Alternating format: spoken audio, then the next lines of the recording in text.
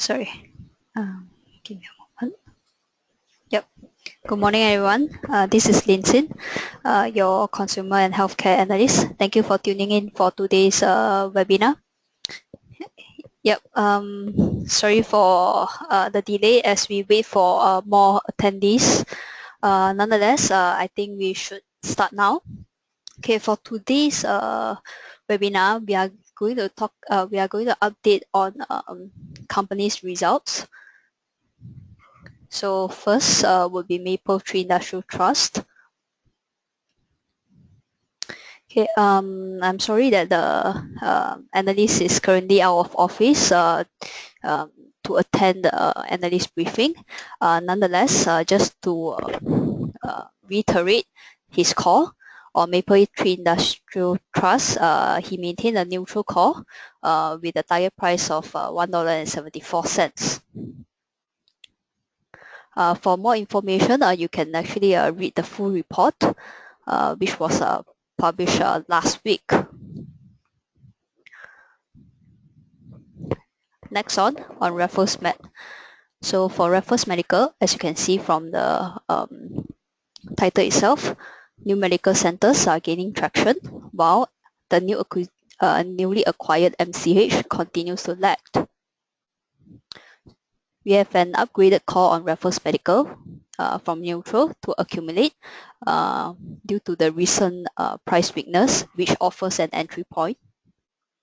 We maintain our target price at $1.62, and this is a brief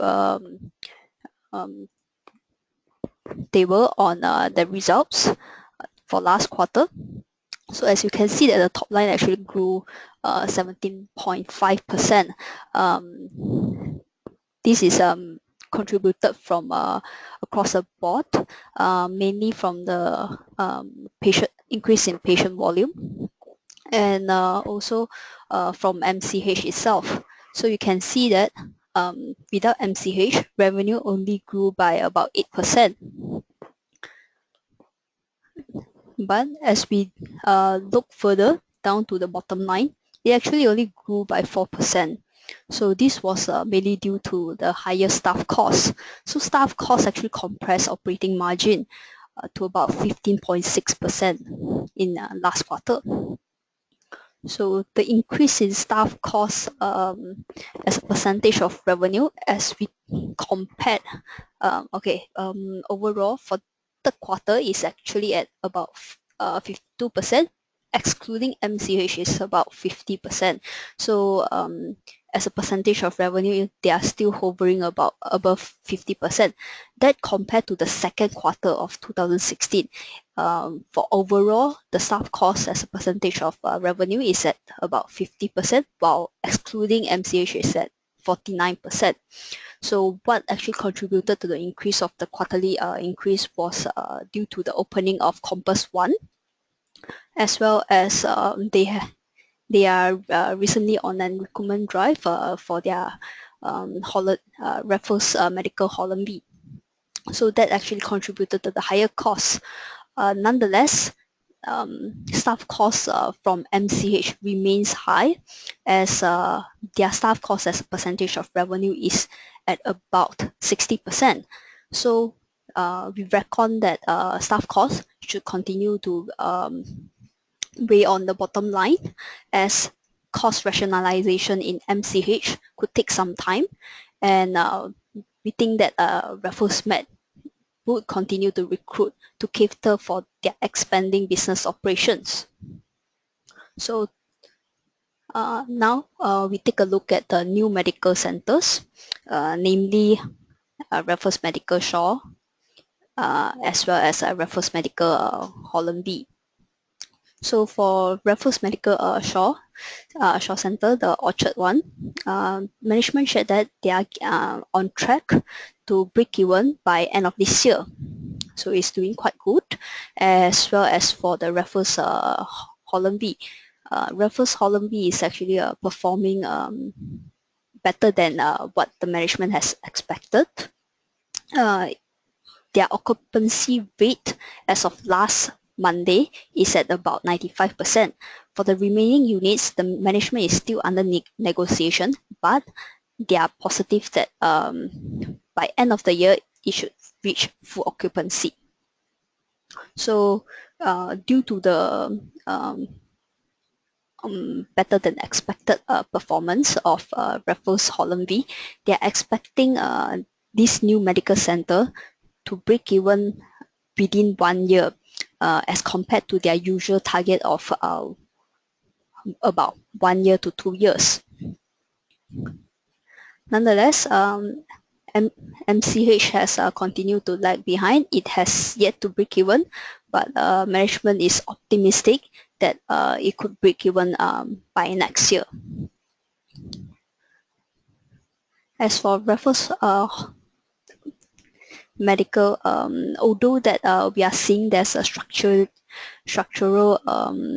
downturn for foreign patient inflow, nonetheless, we think that Raffles Medical is still growing domestically as well as regionally. As they are going to open their new Raffles Hospital extension in 2017, as well as the Shanghai Hospital in 2018. So these two hospitals should be able to support growth in the coming next 2 years. Next, moving to Siong. We see steady margins despite dim consumer sentiment. For Siong Group, we maintain our rating at accumulate with an upgraded target price of $1.13. Later, I will talk a bit on why we have upgraded our target price. So for last quarter, we see that the top line only grew by 1.2%. This is mainly due to a more cautious consumer spending. As you can see that new stores only contributed to growth by 5.3%, while the same store sales growth is at negative. And this is being worsened by the Loyang store closure. Despite that last quarter, in the third quarter, being an having a festive season of the Chinese 7th Lunar Month Goose Festival in August, but we are still seeing a negative same-store sales growth and a more dampened new stores growth. This is mainly due to lower sales volume. So despite that having more sales, management shared that they are seeing lower footfall.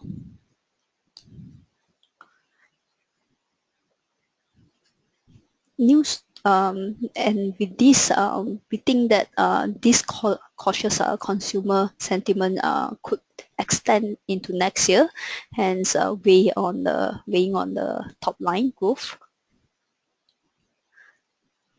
Nonetheless, we see that a steady gross margin at about 25 to 26%. In fact, it's about 26% for the last 3 quarters. This is mainly due to favorable drivers such as lower input costs.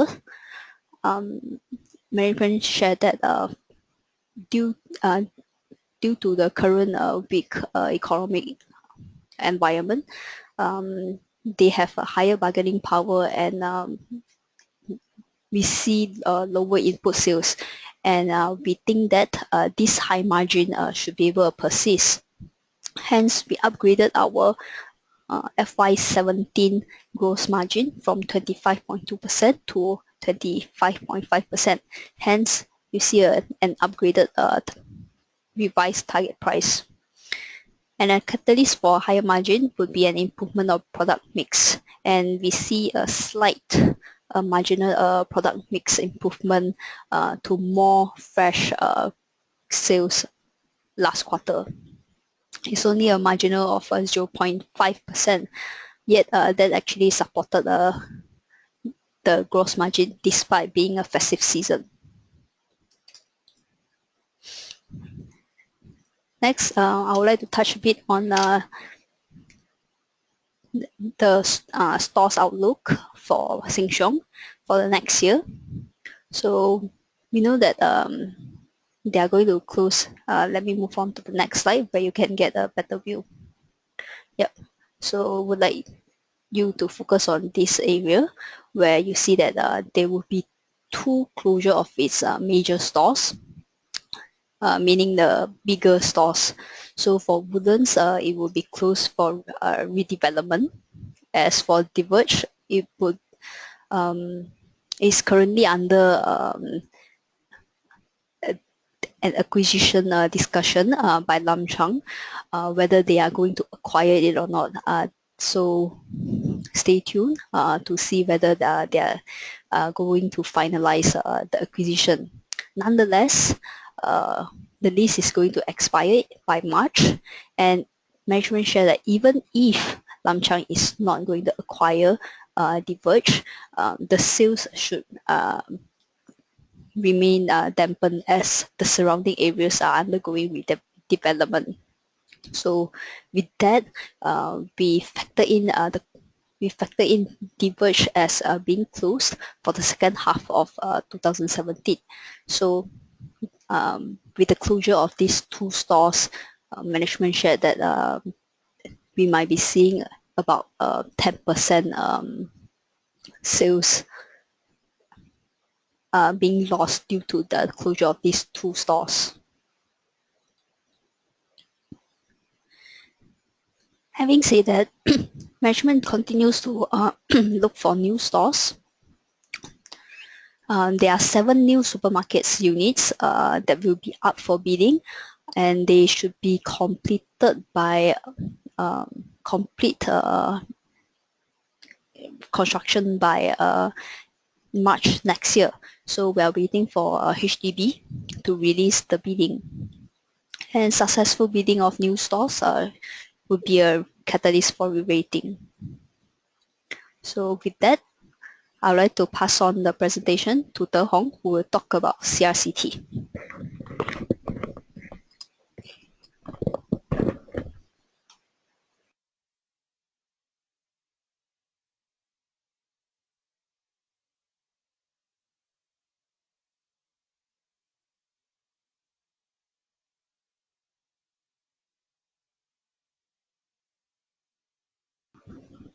Hi, morning guys. Te Hong here.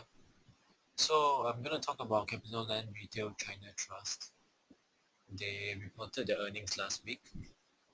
And for this quarter, for CRCT, what you see is that the major impacts on the earnings mostly came from issues which are out of operational. So they have 11 malls, as we all know.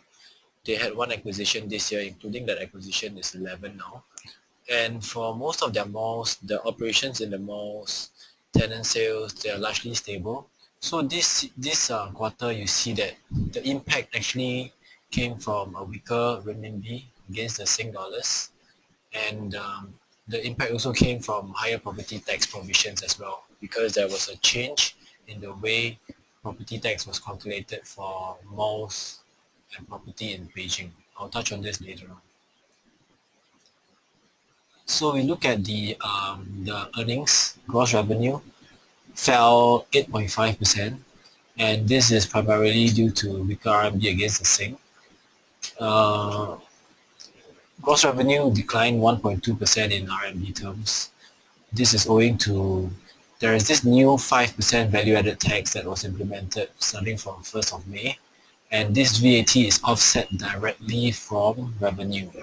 So the difference between the new system, which is from 1st May, and the old one is that the old tax used to be, the old business tax used to be classified under property expenses, which will be aligned under gross revenue. Gross revenue and then property expenses, and then you have net property income. So the old business tax one was under property expenses. Right now, the new VAT, they are using it to directly offset against gross revenue. So now you will see a smaller gross revenue, but on the MPI front, there should actually be minimal impact, because even though the VAT is slightly higher than the old business tax, this impact I think is minimal. The bigger impact is from the new property tax, and because of the provisions that they factoring in, CRCT is factoring in, you see that that actually contributed a large part of the drop of MPI this quarter. So if we do not factor in all these new taxes and we exclude the weakening RMB effect, you see that on the ground itself, in renminbi terms, gross revenue would have increased about 7% if property taxes were to be using the same old tax calculation method, and if you strip out the RMB weakness. So all in all, conclusion is that this quarter, a lot of the underperformance was due to factors which are out of operational issues, like your property taxes, your weakening RMB. These are factors which are out of the company's control. So, like I said, portfolio occupancy, they remain stable at 95.2%, and as of FY15 December last year, it was 95.1%. And going forward, what can we expect? We can expect that the new acquisition this year, the mall in Chengdu, this is going to boost portfolio earnings from the 1st of October this year. So all along CRCT, they had two malls which are underperforming, which are the problematic malls. One of them is Capital Mall Minzhong Leyuan, and the second one is Capital Mall Wuhu. So for the first one, Capital Mall Minzhong Leyuan, the reason for its underperformance in recent years is that there is a new construction site going on near the mall. That one is a construction site for a new subway line. So with the construction site going on, the road that is leading to the mall is closed, and then because of the closure of this main artery to the mall, you see that in recent years the mall occupancy has been dropping. But then what we know is that over the last few quarters, the government has been giving tentative dates for the reopening of the subway line. But right now we have a confirmed date, and we have confirmation that the new subway line is going to reopen. It's going to open on the 28th of December this year. So I think with this, the cloud surrounding this mall is going to be lifted. You see that the mall occupancy is already gradually coming back. It's already recovering to 80.1% as of last quarter versus 70% the previous quarter. So I think this is one dark cloud already. This is one dark cloud removed from Minzhong Leyuan in CRCT's portfolio. As for their existing portfolio tenant sales, it's stabilizing at low single digits growth. So quarter one you saw a 1.1% growth year on year. Quarter two we had a 1.2%, and in this quarter that just passed we had a 1.8%. So in running a mall is very crucial, the mall operator's ability to attract tenants, because as we all know, in China, competition is very stiff. Consumers' preferences, they change very fast. So every now and then you got to revitalize your tenant mix. You got to bring in what is in trend. You got to bring in the hottest selling items. And we see that just in this year, what CapitaLand Retail China Trust, the management of the malls, the new tenants that they managed to bring in, you see from these examples, like let's say Uniqlo or Pandora, when they were brought in, the sales growth over the previous tenants was this phenomenal sales growth, and it is crucial that sales growth is maintained so that the tenants will be able to pay improving rents year on year.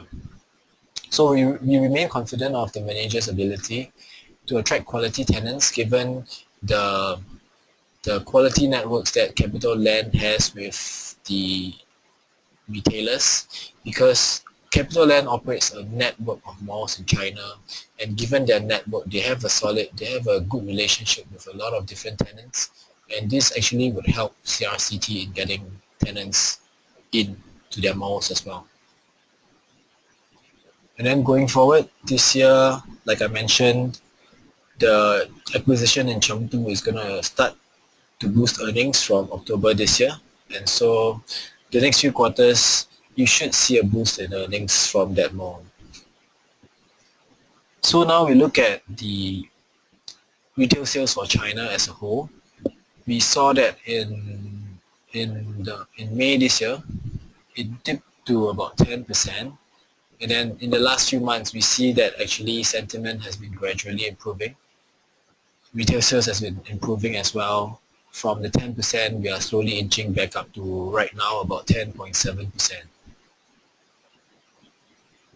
So this is a peer comparison table for CRCT versus the other two China retail related REITs in listed locally. And then this is the dividend yield table and the price to book table. From these two tables, you can actually, your deduction, your instinct deduction would be that right now we are trading at very close to the average valuations for dividend yield and for price to book. And this average is for post-GFC from 2010 until now, the past 6 years. So from these two charts, looks like fairly valued, but for our dividend derived valuation method, our target price is actually 162. From current trading price, there's still a bit of upside. And in our valuation models, we have already factored in weaker RMB. We are using a Sing dollar to RMB rate of about 4.8 to 4.9. As we all know, at the start of this year, the rate was about 4.5. And right now we are doing about 4.85. And this is one of the reasons for the underperformance, as I mentioned earlier on. So in our model, we have already factored in a weaker RMB effect. And our target price is 1.62. So right now I'll pass on to Gong Shi to talk about Sembcorp Marine.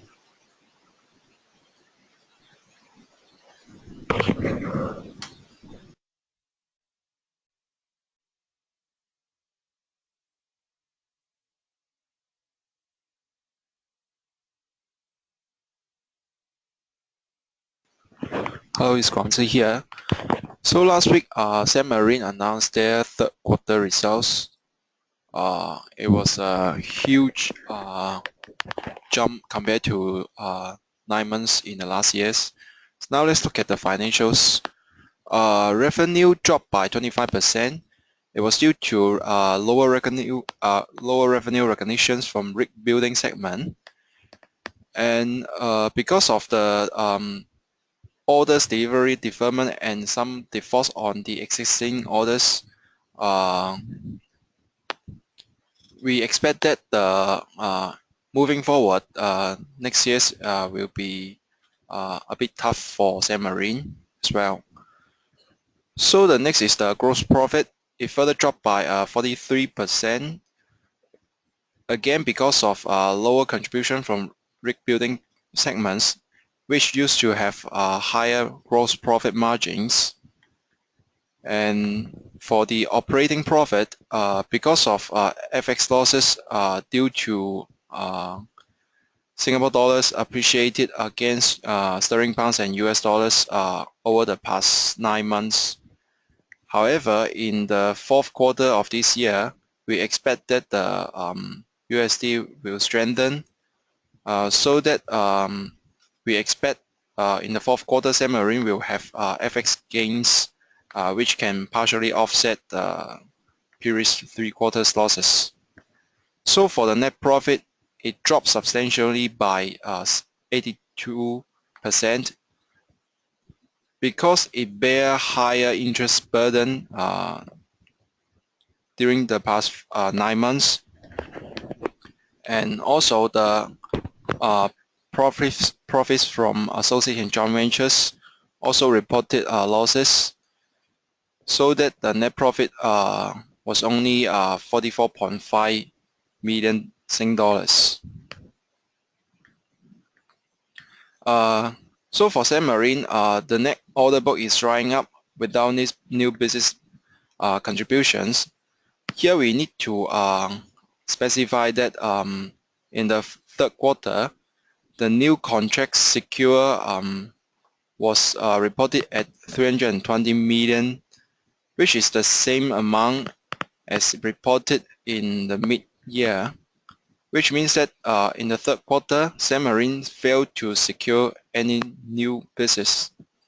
So for the current order backlog, it was reported at 8.3 billion Sing dollars, and out of which and 3.1 billion out of which was from City Brazil contracts.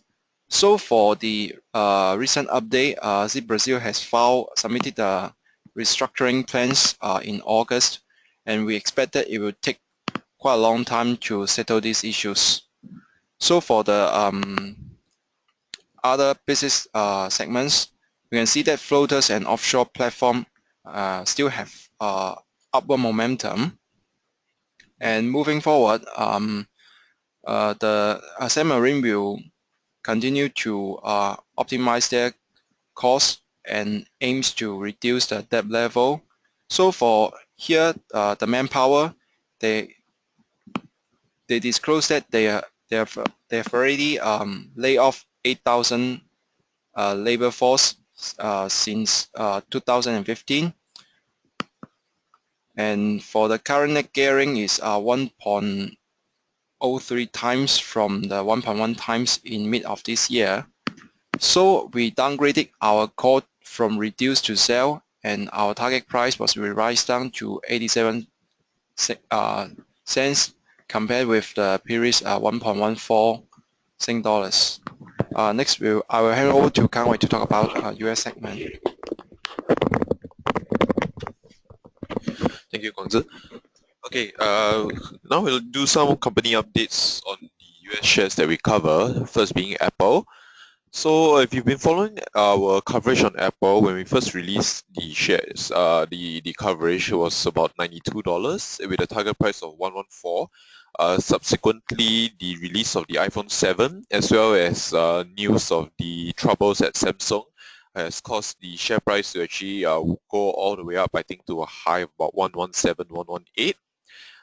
And then following which the earnings results came out and revenues were actually down, and the bad news actually caused Apple to, I think, tumble back down to about 113, 114, which is about our target price. So let's dive a bit more in depth into the earnings, and then as you can see the reasoning behind our accumulate call and increased target price. So year on year, the revenues were down about 9%, and net income was down about 18.97%. They sold less iPhones than expected, but at a higher average selling price. So overall, they still had a better performance than we expected, but sorry, they had worse performance than we expected, but it wasn't as bad as it seems, because it seems like they were able to increase the average selling price. Things to know in their earnings was that China was down. Again, I think everybody is very worked up about China, but you have to remember that when the iPhone 6 was released in China, they had a very fantastic year, growing by, I think, about 80% year on year at one point in time. And that's, of course, not really a very sustainable rate and not a very fair comparison to compare the amount of sales for the iPhone 6s to the iPhone 6. Also, I think culturally it seems that China and the rest of the world is now moving on from a every 1 year product cycle upgrade to a 2 year product cycle upgrade. So I don't think it's fair to compare to the iPhone 6 cycle. And if you look at the rest of the sales figures before the iPhone 6 happened in China, the iPhone 6s sales is more of a normalization. And Tim Cook has said that that demand for iPhone 7 is very strong in China. Besides that, the emerging markets did very well as well, with Russia and even India. India was reported to have, I think, a 50% year-on-year increase in the number of iPhone sales. And besides that, it's also noteworthy that this quarter's results only takes into account 1 week of iPhone 7 sales.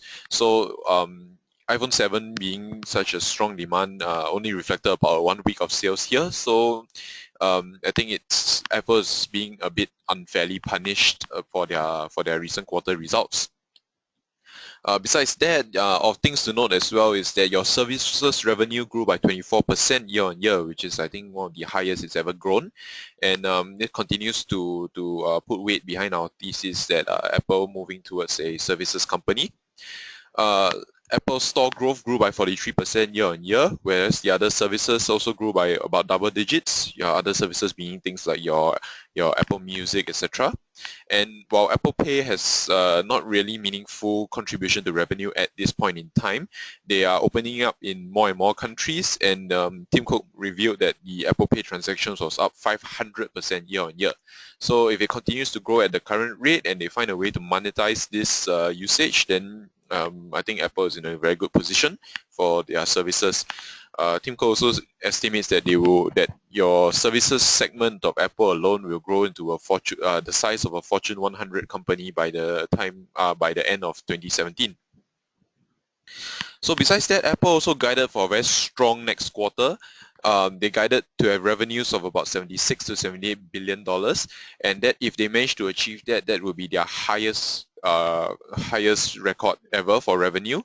And so far, Apple actually has a 30 consecutive straight quarters of always hitting their guidance. So I don't think that it's a bunch of hot air when Tim Cook estimates that they will make this amount of money. I think they do have certain reasonings behind why they guided so high. A reversal of the past 3 quarters when the revenue has been dropping a lot. And I think part of that is, as mentioned, the very strong iPhone 7 demand. They reviewed that they're having a lot of supply constraints actually, and they are actually facing a bit of issues in supplying all the demand of iPhone 7 at this point in time. So I think that goes to show that iPhone 7 has a very strong demand. And besides that, they also released a new MacBook recently, as well as I think on Friday they mentioned that they have a new collaboration with Nike for the Apple Watch. So all in all, I think there's a couple of bright spots in what they're saying for the next quarter, and that's why we upgraded our target price to 125, but downgraded our call to an accumulate, seeing as from the time we initiated at $92, it already went up 20% to about 113, 114 now. So right now there's a bit less percentage upside, but still quite significant. If you are looking to go into Apple, there's still a pretty okay time to go in. Next, we'll talk about Western Digital.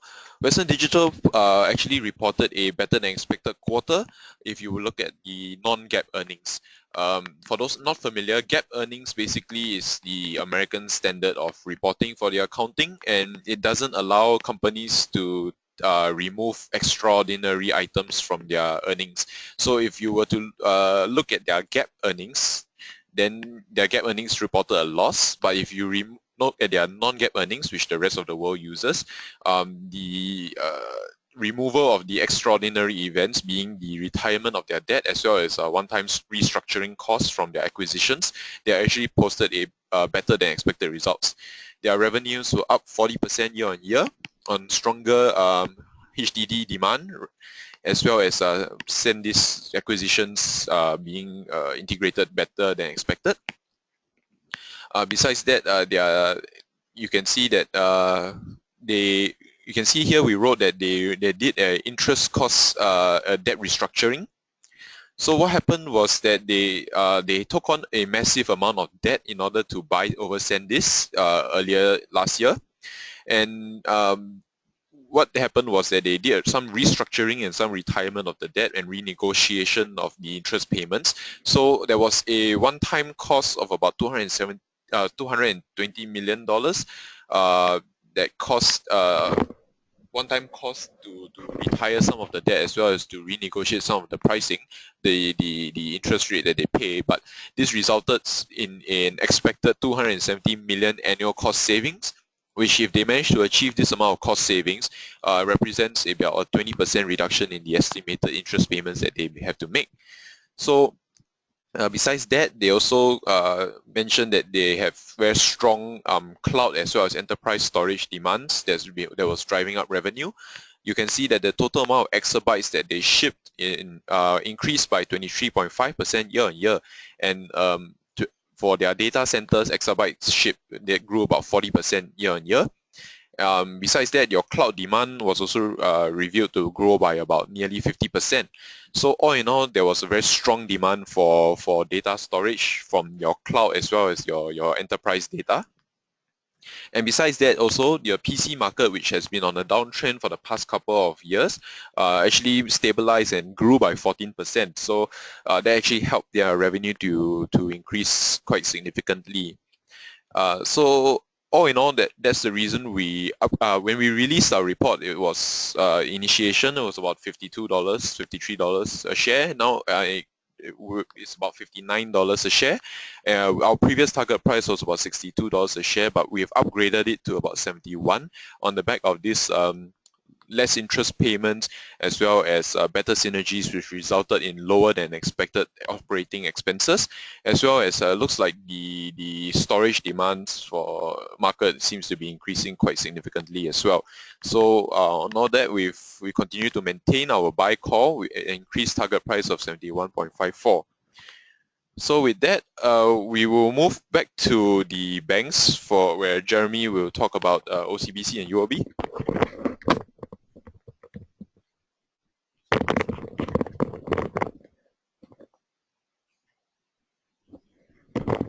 Okay, thank you very much. So OCBC first. Okay, so the net interest income is dragged down by unfavorable volume and rate dynamics, and that is in part also exacerbated by a flat loans volume, right? So the average rates on interest earning assets have fell 9 basis points as compared to the rates on interest bearing liabilities, which you pay expense on, which fell much lesser at 3 basis points. So this has created that sharp drop in NIMs. And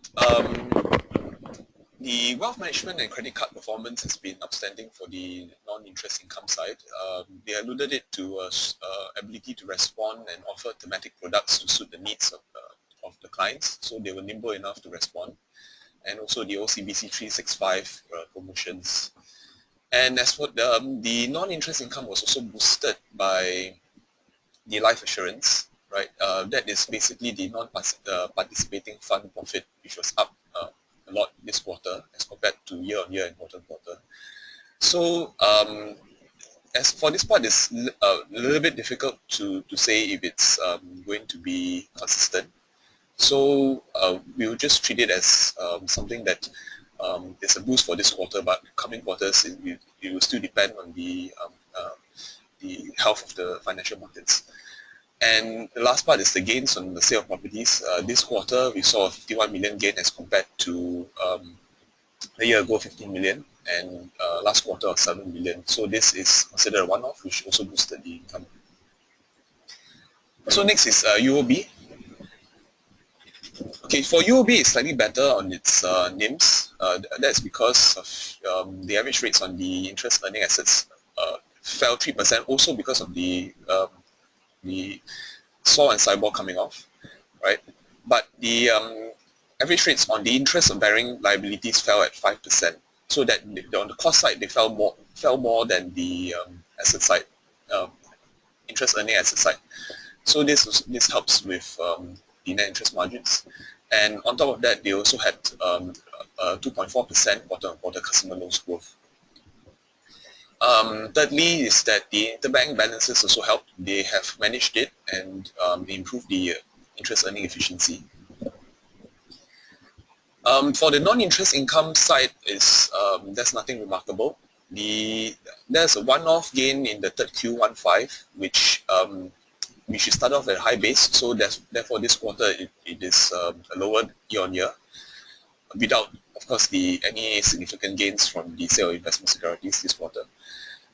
But it's offset by higher trading income from customer FX trading activities, and we feel that this FX trading activities could be a little bit more sustainable as customers look towards FX activities to augment their trading.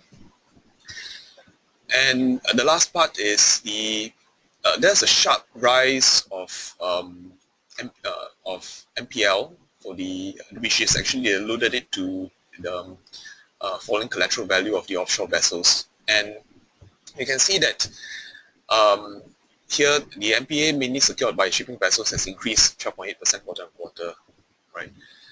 But what is more striking is actually on the unsecured side of the NPAs on unsecured loans actually went up 27.9% to 1.6 billion.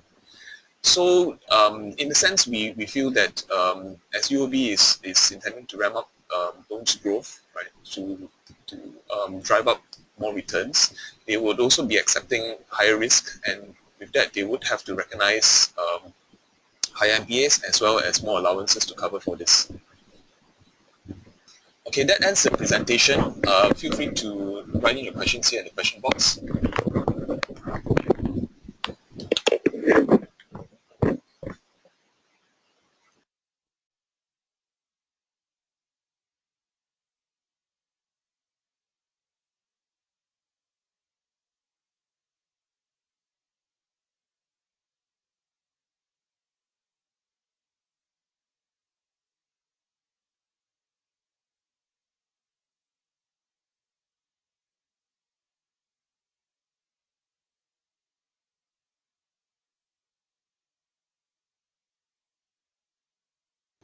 Okay, so there's a question for Western Digital. The top lines went up. Why did the bottom line and EPS fall from 1.76 to 1.54? Give me a second, let me move over.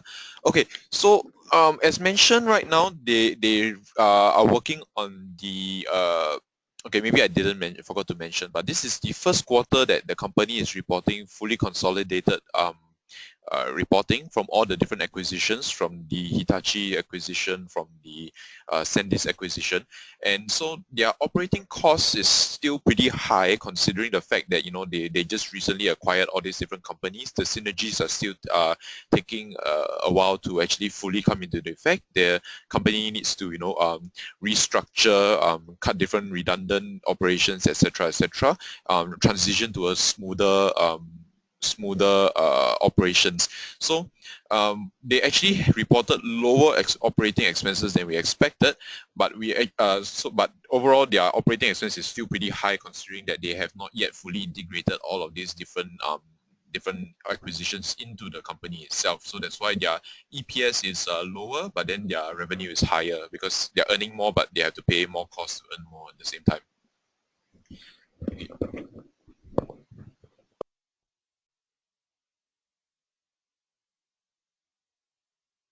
Okay, there's another US related question. I'll take that first before passing it on. So how will the upcoming presidential election affect the stocks?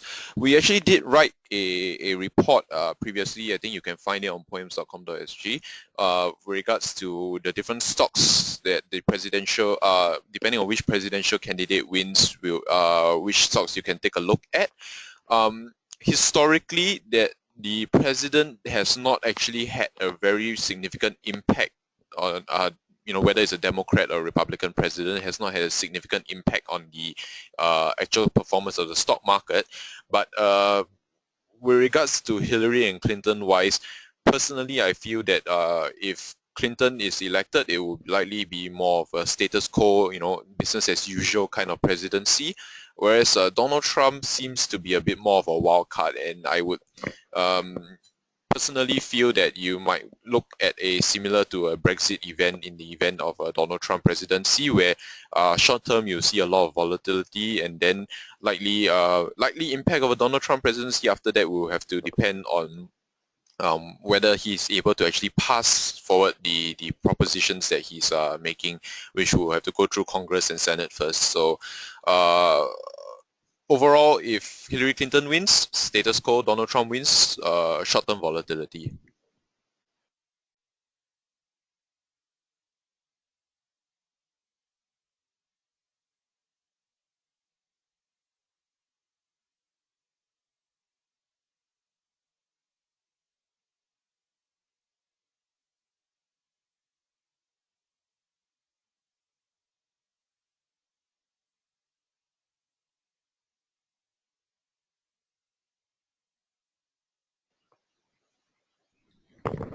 Okay, we have the first question asking specifically for my opinion whether am I neutral on all the banks. Yes, neutral in the sense that it's going to be range bound. We continue to believe that it's going to be range bound, so you can trade it, sell when needed and buy when it comes down. Yeah, so I think that is basically the theme. And the second is how about Hong Leong Finance? Unfortunately, I can't comment because I've not looked at Hong Leong Finance. No. Thank you.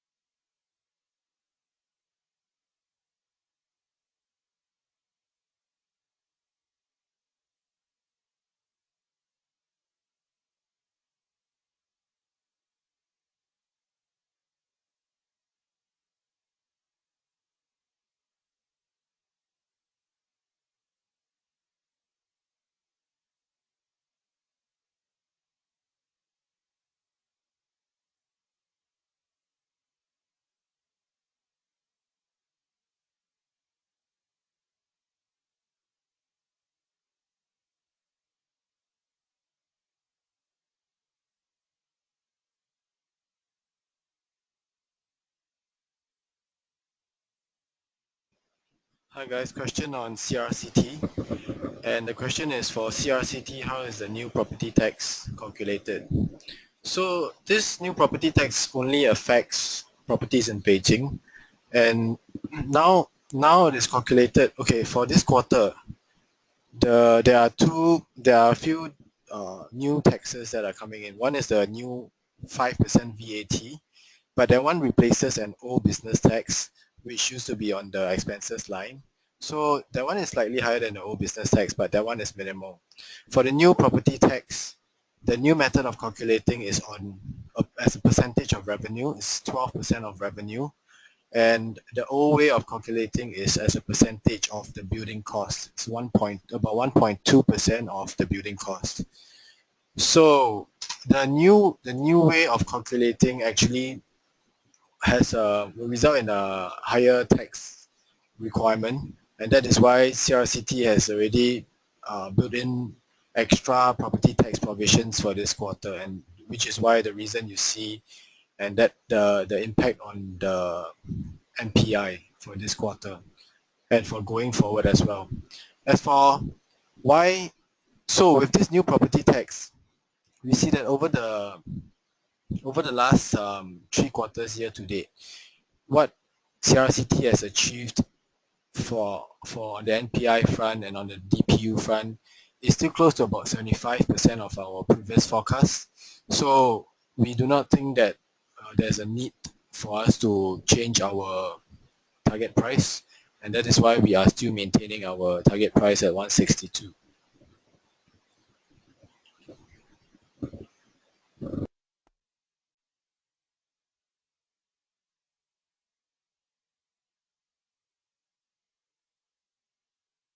Okay, we have a question again for Western Digital wise. Since UMS performance is heavily related to Western Digital, if Western Digital synergies come in the future, would the good things spill over for UMS in SGX? Okay, to be honest, we don't really cover UMS or I don't really cover UMS or the SGX side, but from a cursory glance, the UMS, they seem to service a different sector in the semiconductor semicon industry. Western Digital is very focused on data storage as well as cloud servicing and all that.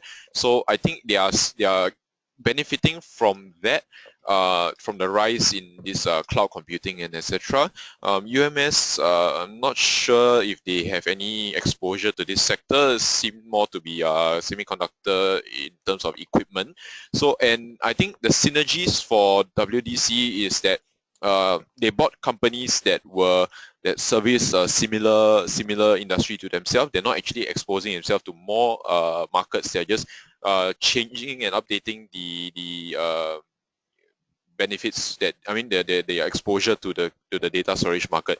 So SanDisk being doing SSD technology instead of HDD, so they are it's still the same data storage market. So I don't think the synergies that and when I say synergies, I just mean that they can basically service a bigger market for less cost in the future.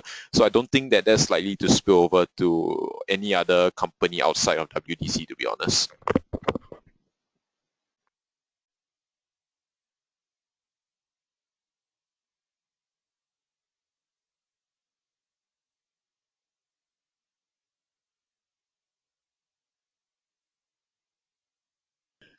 Hi guys, Hong here again. Question on CRCT again. And this time the question is, from the peer comparison table, it looks as though Mapletree Greater China Commercial Trust is a better buy because it has a higher yield. It has a higher yield at 6.88 versus 6.58 for CRCT, and then PB is lower as well. So Mapletree Greater China, from the name, it sounds like the exposure is in China, but then I think the properties they own are kind of different from CRCT. So CRCT is more exposed to consumer consumption within China itself, more of the mass market malls, not your Wisma Atria, not your Paragon, but the more mass market malls. Mapletree Greater China, the properties include a shopping mall in Hong Kong, and office buildings in Beijing and office building in Shanghai. So I think you are looking at different categories of properties, and so different segments within the property, different property segments will have different exposure in terms of the cyclical economy. So I would say if you are doing, let's say, retail, suburban retail, let's say, okay, let's take a look at the retail REITs and the commercial REITs in Singapore. For instance, Capital Mall, exposed to retail, yield is about 5.3%. CapitaLand Commercial Trust, office properties in Singapore, yield is about 5.8. Because I think if you own office buildings, economy goes up and down, you are likely to get hit faster than if you own a retail mass market mall. So given the higher risk involved in owning office properties, I think it is unsurprising that the yield would be higher for if you have that classification of office of properties in your portfolio. That being said, for MGCCT, we tune into their results, and it does look as though like the retail sales there is showing signs of bottoming as well. For the latest quarter, so for their mall in Hong Kong, which will be festival, the mall is Festival Walk, and it will be affected by the tourist inflows to Hong Kong as well. The last quarter tenant sales were still down, but the thing to note is that the degree of the downward revision in tenant sales, it is already improved from the previous quarter. So it is still down, but it looks as though we have seen some form of stabilization or bottoming in the tenant sales for their mall.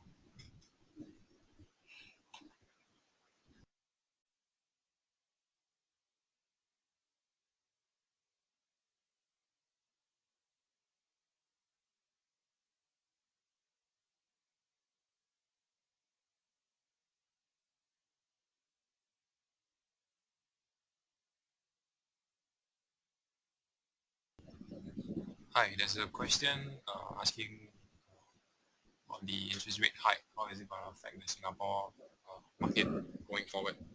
So with that, we have seen that the interest rate probability that's been compiled by Bloomberg stating that the interest rate hike in December stands at around 60%.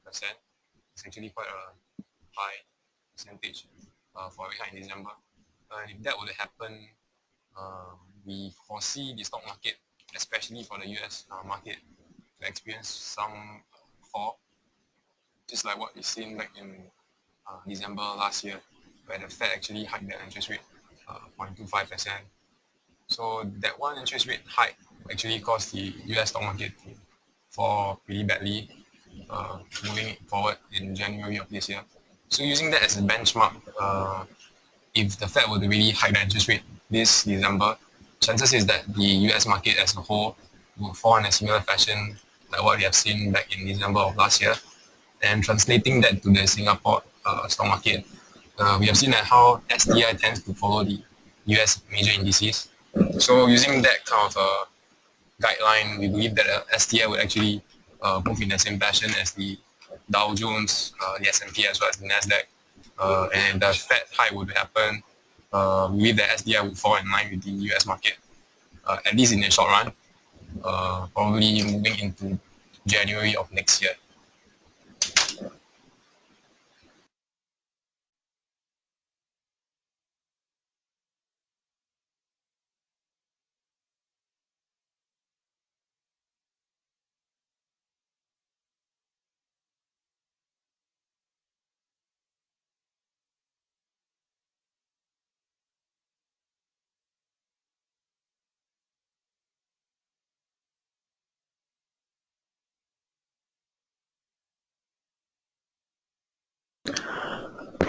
Hi, it's Guangzi here. There is a question asking about which entity has a worst performance in the third quarter in the O&G segment, CapitaLand or Sembcorp. So far we haven't covered CapitaLand, but we can provide some indicators that for the comparison. So for CapitaLand, its net profit in 9 months this year dropped by 43%. While Sembcorp dropped by 82%. And as far as the net gearing, CapitaLand reported is about 0.6 times, while Sembcorp as of September this year, its gearing was 1.03. So I think Sembcorp is more worse than CapitaLand.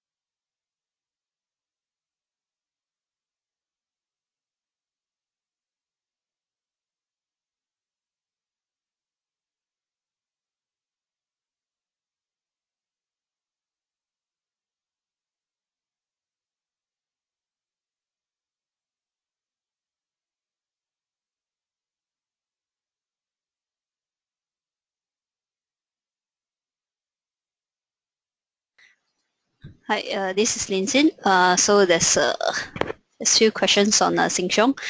Firstly, for Siong, would it be a foreseeable risk that a price war breakout between Giant, NTUC, and hence Siong might not be able to maintain the revenue and or margins? So just to let you know that what's the current industry color is like. So Siong remains the third player, but as you can see that Giant has been undergoing a store rationalization for the past few quarters. They have actually gave up about 7 to 8 stores for Giant, and for Cold Storage about 10 stores. So as you can see that Siong has took over some of the stores that they have closed, and hence gained some market share from the loss of Giants. And as for whether there will be a price war to break out, so we do not think that there will be a very severe price war that might hurt all these three players, because there was a price war that happened back in end of 2011 to early of 2012, which actually hurt all three players. And after that, after they have revived from the price war, NTUC is actually helping to maintain a standard of pricing. And hence we do not think that they would undermine each other's profitability to go under a price war again, which they have learned their lesson in back in 2012.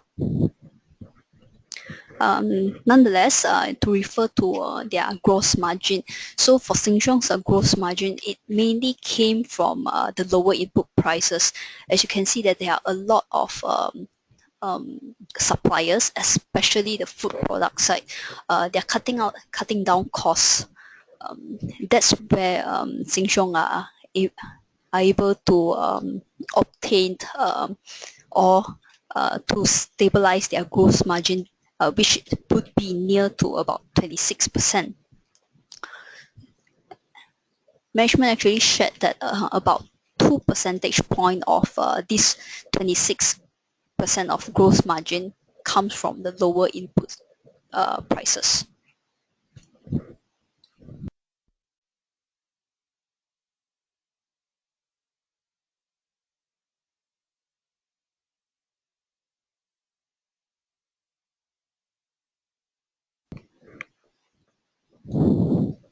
The other one would be on online e-commerce sales. So for Siong's e-commerce sales, it has not tick off as per what they have expected. Nonetheless, they are still looking for opportunity to expand when times come.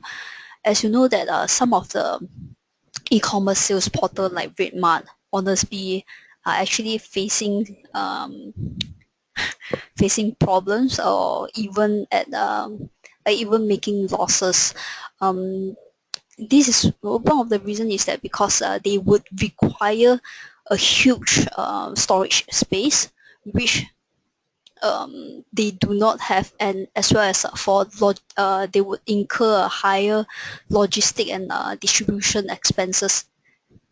That, if you compare with Siong has a huge warehouse at Woodlands.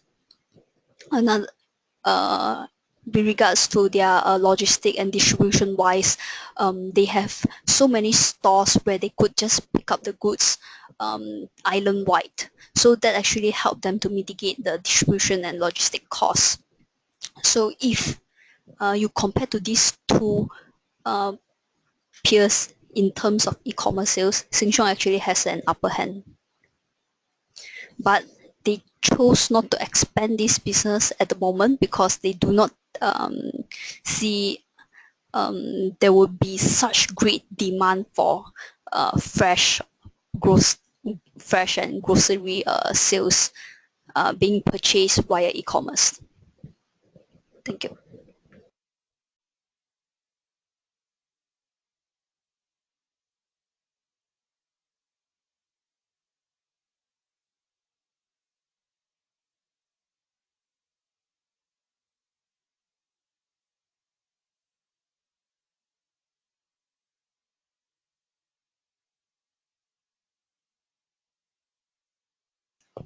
So if there's no other further questions, we shall end our webinar for today. Thank you for tuning in, and we hope to see you again next week. Thank you.